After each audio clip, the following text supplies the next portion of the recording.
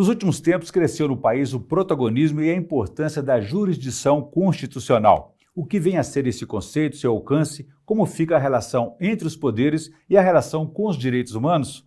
Esses são os principais temas do pensamento jurídico de hoje, numa produção da Associação dos Magistrados Mineiros, a AMAGES.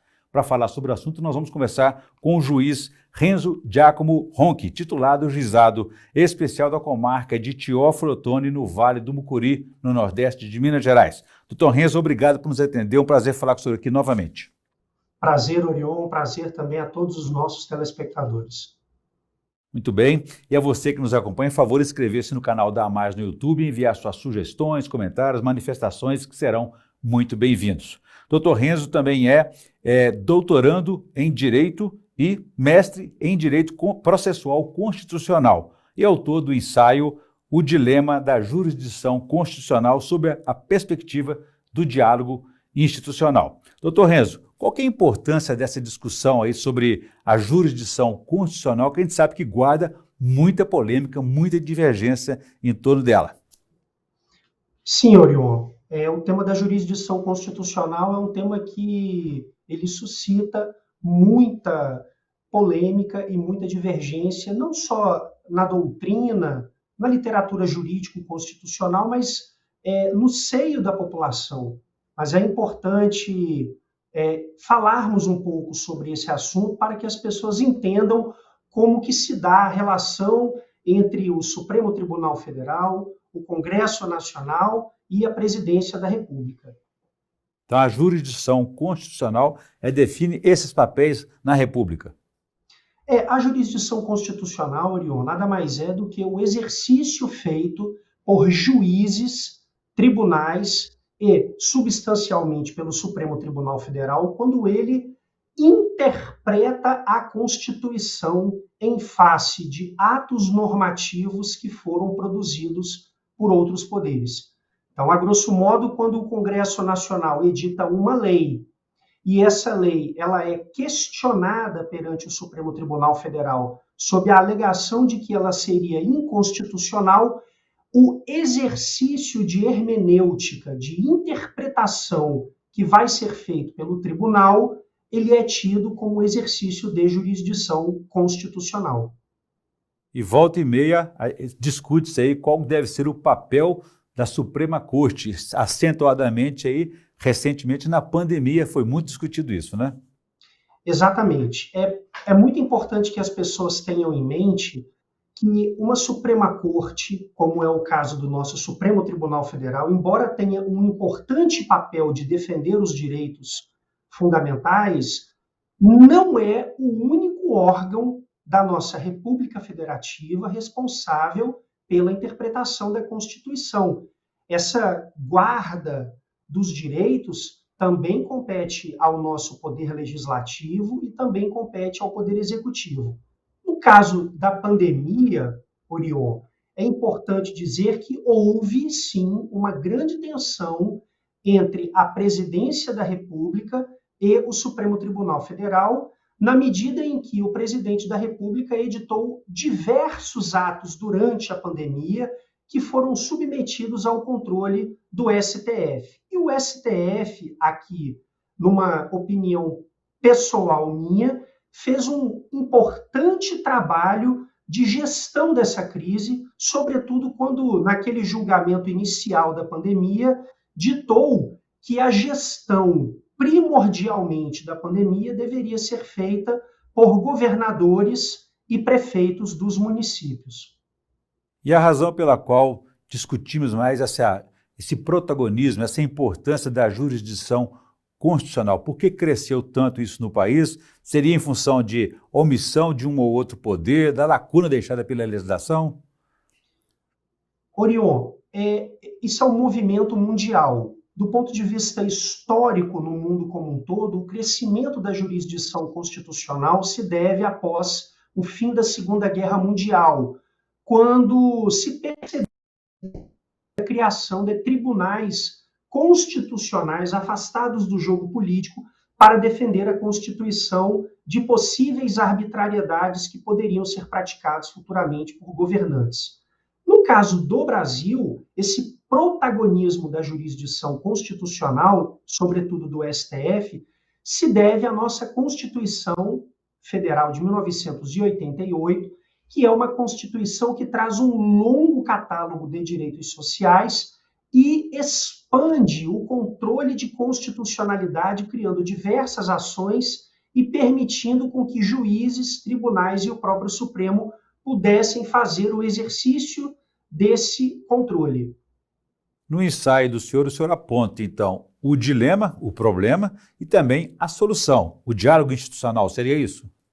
Sim, é importante apenas explicar para o nosso telespectador que, quando eu escrevi esse diálogo, eu tive em mente um problema, um debate que existe na literatura, que é a corrente, que é o debate que existe entre a corrente que defende a supremacia judicial, que seria a ideia de que juízes vão dar a última palavra sobre o significado da Constituição, em face de uma outra corrente, que é a corrente da supremacia parlamentar, que vai dizer o seguinte, que a Constituição, na verdade, ela não pode ser o produto, uma interpretação de um pequeno grupo de pessoas, no caso, juízes de uma corte constitucional, que não foram eleitos pelo povo, que não teriam a delegação do povo para dar essa interpretação.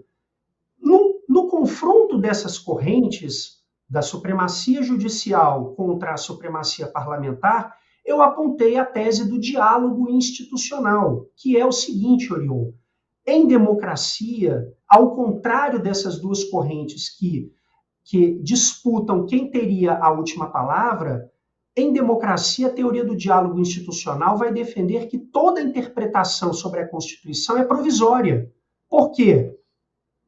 O Supremo pode dar uma interpretação à Constituição, mas essa interpretação não necessariamente vai ser a última, porque o Congresso Nacional pode, por meio de uma emenda constitucional, dialogar com a Corte e dar uma nova interpretação. Então, apenas para explicar para o nosso telespectador, houve um momento em que o Supremo Tribunal Federal declarou a inconstitucionalidade de uma lei de um estado, se não me falha a memória, do Ceará, que previa a possibilidade da vaquejada. E o Supremo Tribunal Federal, ao julgar essa lei, porque ela foi levada ao Supremo Tribunal Federal, entendeu que ela era inconstitucional, porque ela causava maus tratos aos animais, e, portanto, ela violava algumas regras da Constituição Federal, sobretudo aquelas que vedam a prática dos maus tratos aos animais. Foi um julgamento polêmico, não foi por maioria, porque nós sabemos que a vaquejada ela faz parte de uma cultura do nosso país. Vejam, houve uma resistência, uma reação tão forte do parlamento a esse julgamento do Supremo Tribunal Federal, que logo depois o Congresso Nacional aprovou uma emenda constitucional deliberando sobre a prática da vaquejada. De modo que essa emenda ela foi novamente submetida ao Supremo Tribunal Federal, porém o Supremo até agora não se manifestou. De modo que nós podemos, então, afirmar que prevalece, até então, a emenda constitucional que autoriza a prática da vaquejada. Então, vejam, houve um diálogo institucional. O Supremo deu uma interpretação, ele provocou com essa interpretação uma nova deliberação do Congresso, o Congresso se reuniu, aprovou essa emenda constitucional, e então, essa última palavra provisória sobre o tema da vaquejada não é a do Supremo Tribunal Federal, mas a do Congresso. Então, o diálogo institucional, ele fomenta o quê? Uma maior justificação sobre as decisões que são tomadas na democracia. Ela reduz também, Orion, a crítica sobre o ativismo judicial. Por quê? O ativismo judicial, ele pressupõe uma quebra da separação de poderes por parte do judiciário, que estaria invadindo uma competência que não é sua, e por ser o último guardião da Constituição, ou seja, por ser aquele órgão que teria a última palavra sobre a Constituição. Quando nós enxergamos esse tema à luz do diálogo institucional, nós retiramos o foco dessa pergunta e desse problema. Por quê? Porque essa palavra, essa decisão, ela é provisória, até que o outro poder possa novamente se manifestar sobre a questão. É mais um sintoma de um choque, às vezes, de poderes, porque a interpretação aí é bastante, digamos, subjetiva, né? Quem tem mais ou menos poder, de quem que é a palavra final, enfim. Existe um limite para essa jurisdição constitucional? Orion, existe. O Supremo Tribunal Federal e nós, juízes, desembargadores, nós devemos julgar as questões que chegam até nós à luz do direito. Por melhor que seja a nossa intenção, por melhor que seja a nossa intenção de concretizar direitos que estariam realmente ali não sendo observados por maiorias que estariam de alguma forma dificultando o exercício da cidadania pelas minorias, é importante que nós, juízes, saibamos até onde nós podemos ir. Porque, veja, Orion, a partir do momento que um juiz ele não respeita a separação de poderes e passa a julgar além do direito, ele está dizendo para o outro poder, seja o poder legislativo, seja o poder executivo, que este poder, ao praticar um ato, também está autorizado a ir além da Constituição. Então, nós precisamos respeitar o direito, porque respeitando o direito, nós não atraímos para o outro poder o quê? A possibilidade dele também violar a Constituição e, portanto, a separação de poderes. Muito bem. Doutor Renzo, eu vou fazer um pequeno intervalo. Eu gostaria que no próximo bloco o senhor falasse sobre essa relação que esse debate constitucional teria aí sobre a questão dos direitos humanos, o direito à saúde, por exemplo. Então a gente volta em instantes.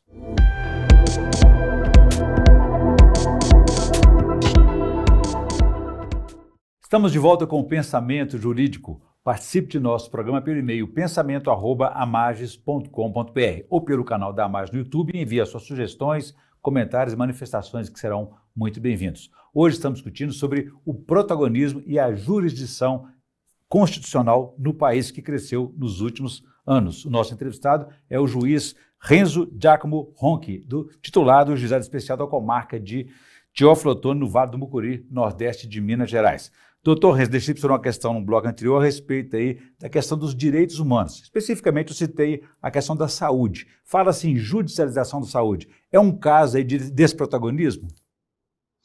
Sim, Orion. Há muito protagonismo no tema da judicialização da saúde.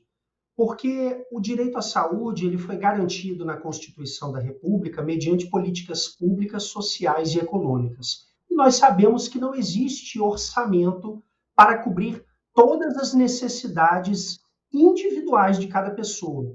Por isso, o que o legislador e o administrador fazem é garantir esse acesso universal de forma equitativa a todos. E, na prática, o que tem acontecido é que muitos juízes e tribunais têm concedido remédios e tratamentos que não estão previstos nas políticas públicas do Sistema Único de Saúde. E esse protagonismo, ele afeta negativamente o orçamento que foi montado, preparado para atender a toda a coletividade. Então, esse é um ponto muito importante destacado por você, que é esse protagonismo judicial no tema do direito à saúde.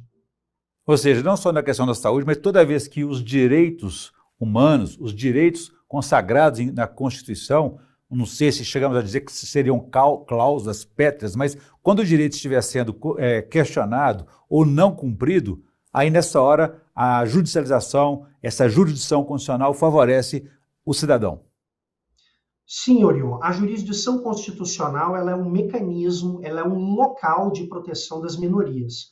Mas mesmo sendo um local de defesa das minorias, é importante que o nosso telespectador saiba que a jurisdição constitucional ela não pode ir além daquilo que o direito lhe permite. Então, eu vou dar um exemplo para que o nosso telespectador compreenda.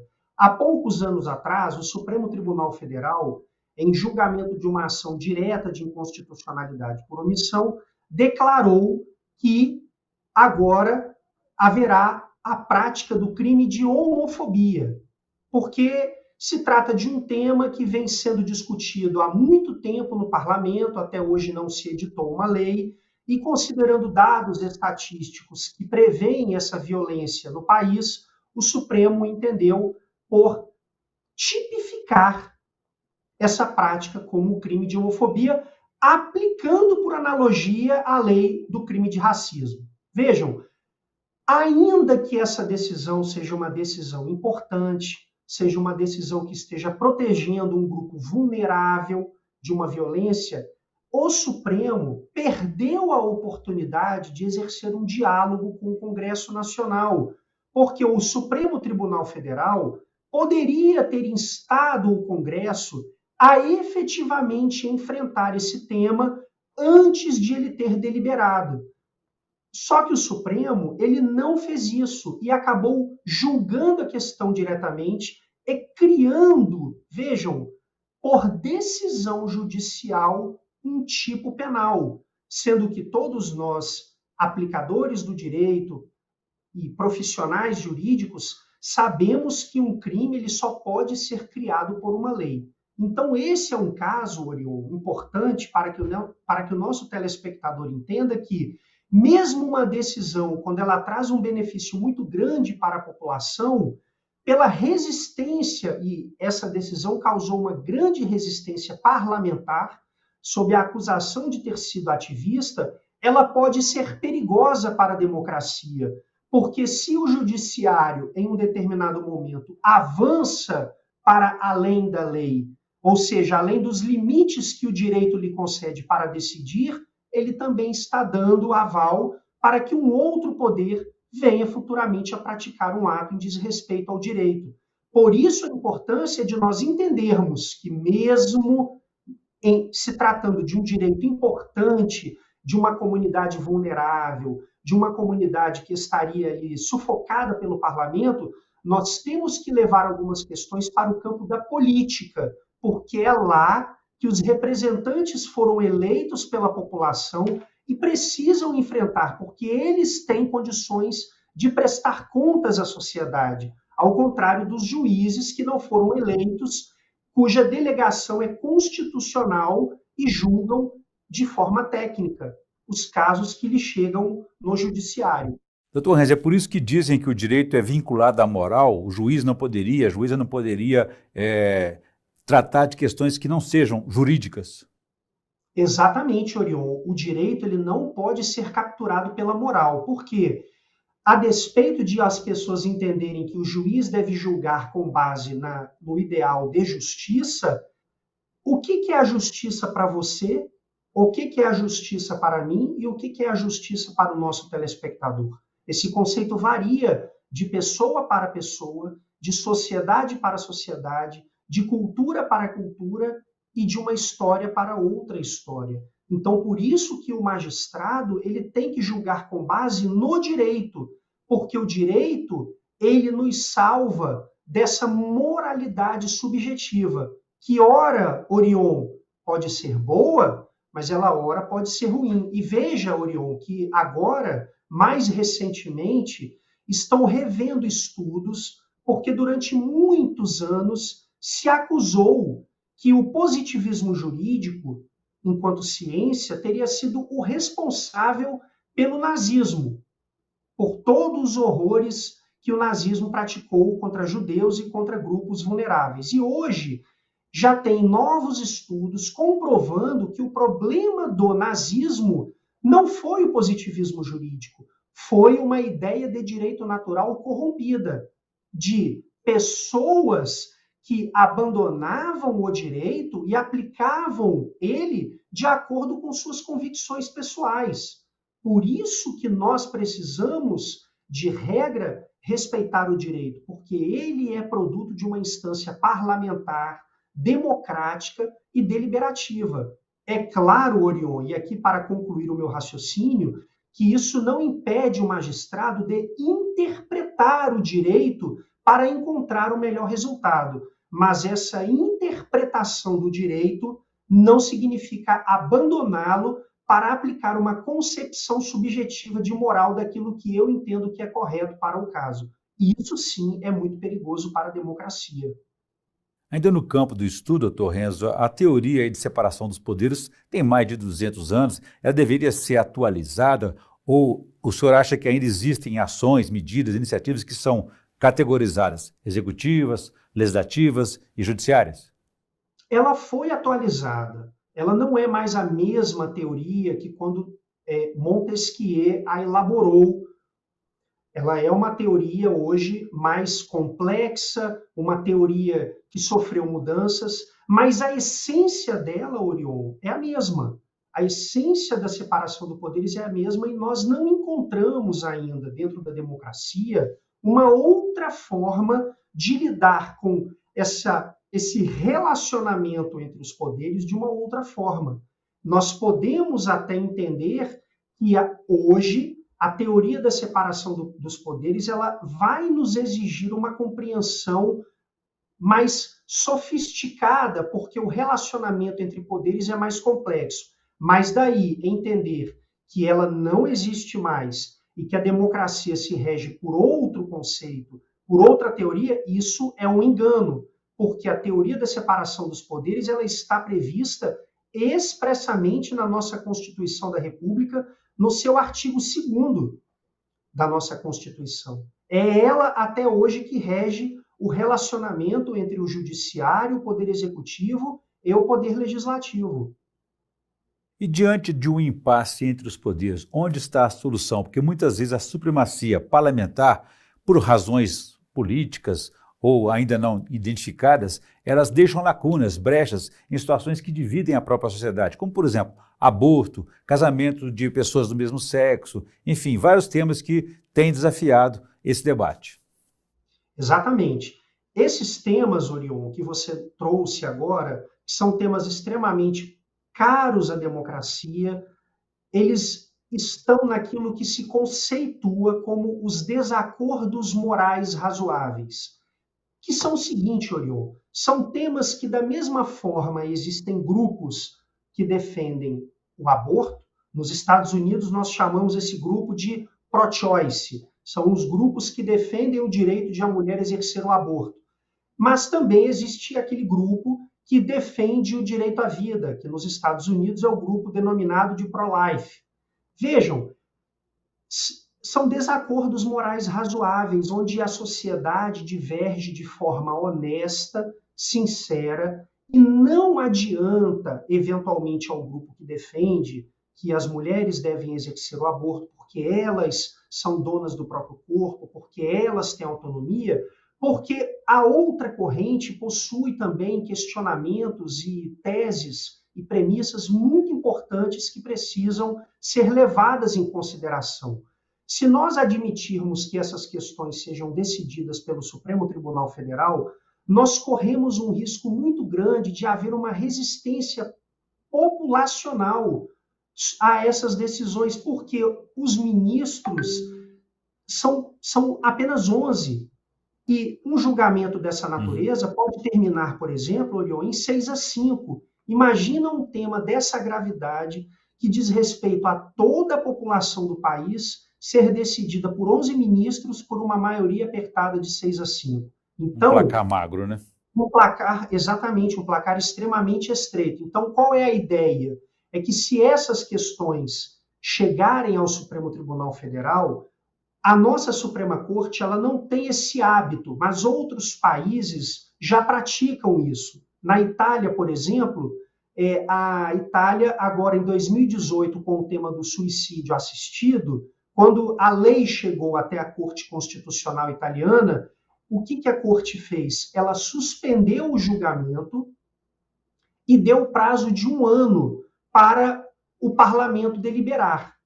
O que aconteceu? O parlamento não deliberou. E aí a corte, então, se sentiu autorizada a julgar. Vejam que foi uma prática de diálogo institucional. Antes do julgamento, a corte deu a oportunidade para o parlamento se manifestar sobre a questão. Aqui no Brasil, a nossa Suprema Corte ela não tem esse hábito de provocar esse tipo de diálogo. Quando uma questão chega, ela costuma esperar o termômetro social adequado para julgar. Então, hoje nós temos no Supremo uma ação que delibera, que pede que as mulheres possam exercer o direito ao aborto até os 3 meses de gestação. Ela foi proposta no Supremo Tribunal Federal em 2018.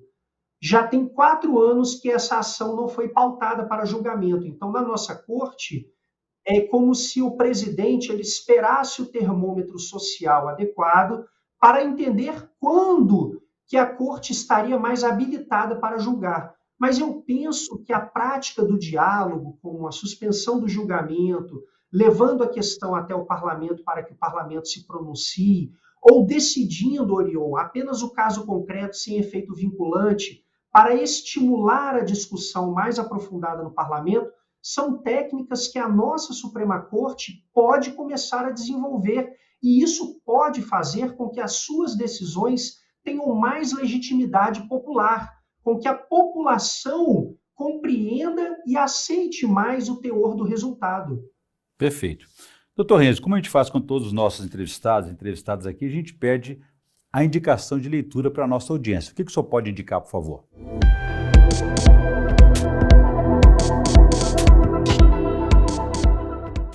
Orion, eu gostaria de fazer a indicação deste livro, que para mim é uma obra-prima, O Ensaio sobre a Cegueira, de José Saramago.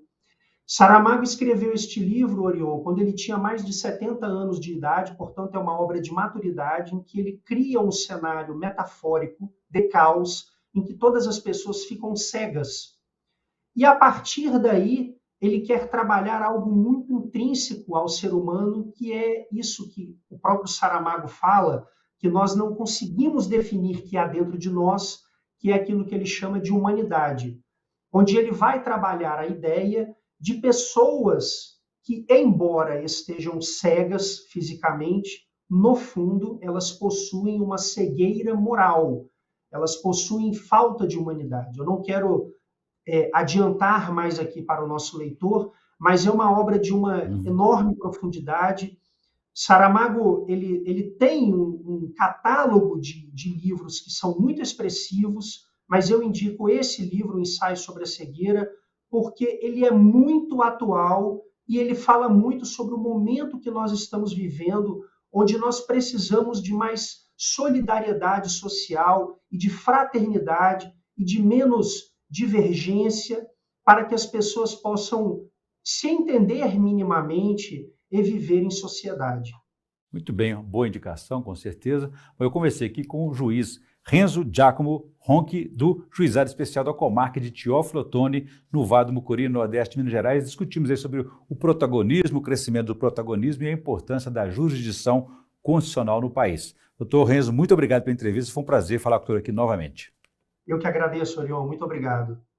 Bom, nós ficamos por aqui. Se você quiser ver e rever essa entrevista, vá aos canais da AMARS no YouTube, nas redes sociais e também no site da associação. Ficamos por aqui. Obrigado e até a próxima.